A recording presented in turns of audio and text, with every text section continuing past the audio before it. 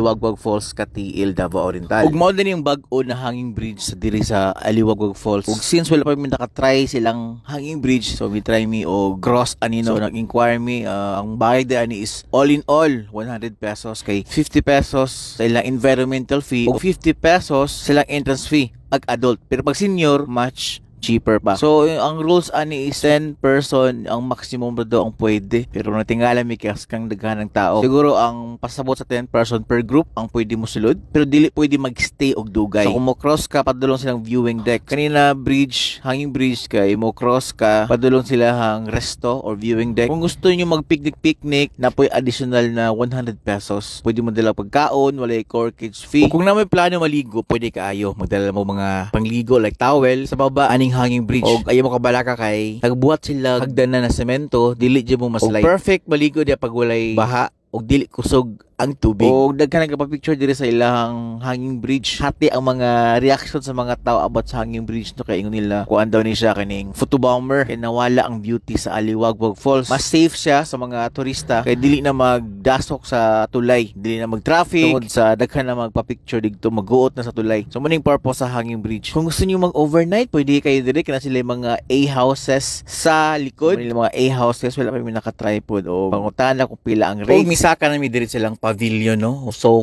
morning place kung gusto nyo mag-picnic-picnic, wala corkage fee, pwede mo makagamit sila hang tables and chairs, pero magbayad mo og 100 pesos. Then, man lang viewing deck sa kilid, nice food kaayo, relaxing. Kay ni mga dahon sa mga kahoy, dili kay mo mainitan. O overlooking sa Aliwagwag Falls sa baba. O kung gusto nyo mo baba, don't need to worry, kinasali hagdanan, makagunit-gunit mo o dili kay mo maslide.